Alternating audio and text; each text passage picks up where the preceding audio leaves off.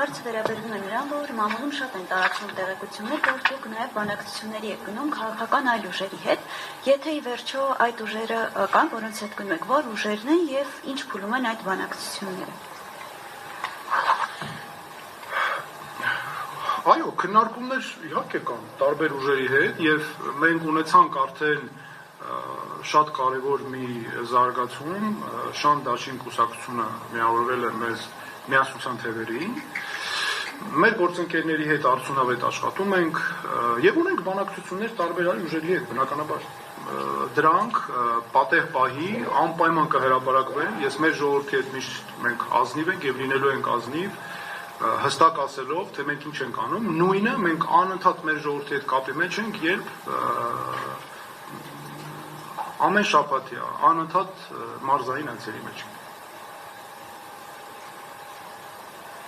Խնդրեմ, մյուս հարցը։ Էլեն Մուշեղյան, Նուզայեմ, վերջերս Բաքվից վերադարձած հայ փորձագետների խմբի անդամ Արեգ Քոչյունյանը հայտարարել էր, որ հիմա Հայաստանի քաղաքական դաշտում ով դեմ է հայ-ադրբեջանական կարգավորմանը կամ օտարերկրագործակալ է կամ քաղաքական ապուշ։ Ինչպես կմեկնաբանեք այս հայտարարությունը եւ երկրորդ հարցը անկլավների մասով, մասնավորապես ինչ վտանգներ եք տեսնում Տիգրանաշենը փոխարինելով Արցվաշենի հետ, այս գործընթացում ինչ վտանգ եք տեսնում հիմնականում։ Շնորհակալություն։ Շնորհակալ եմ։ Գիտեք, այդ ուղերձները երբ նայում էի, ինչեր են բերել փոխանցում, չէ։ Ես մտածում եմ, էլի Փաշինյանը այս քաղաքականությունը կարող էր մի քիչ ուրիշ ձև տանել, էլի, ասենք, ինչի է այս աստիճան այսպես վարվում, չգիտեմ, իր քաղաքականությամբ, իր համակարգը ավելի ձախողում։ Բայց արդյունքում մեր երկիրն է գնում ավելի վատ վիճակի մեջ, որովհետև նորից եմ ասում, այդ ուղերձները ամբողջ աշխարհին Ադրբեջանին սպիտակացնող նրանց ձեռքերը մեր նկատմամբ ավելի մեծ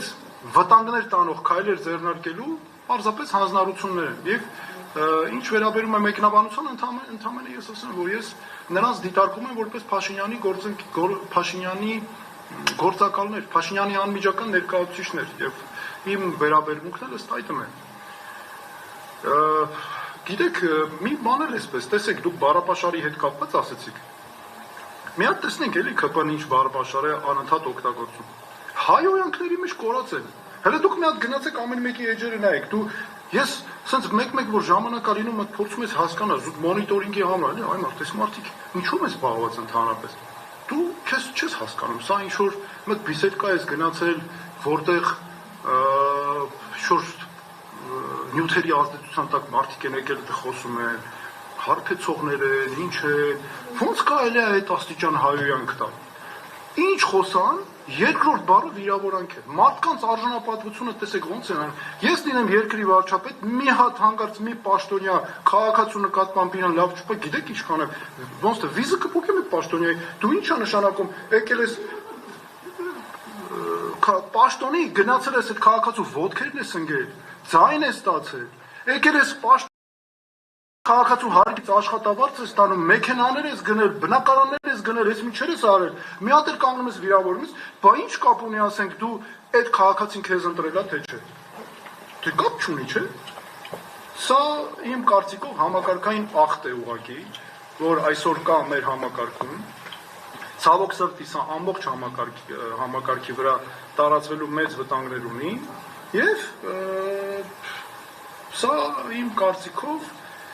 սրա միակ լուծումը դուք հարց տվեցիք նաև նախորդ հարց տվողներ, սրա միակ լուծումը քաղաքական է ժողովուրդ ջան։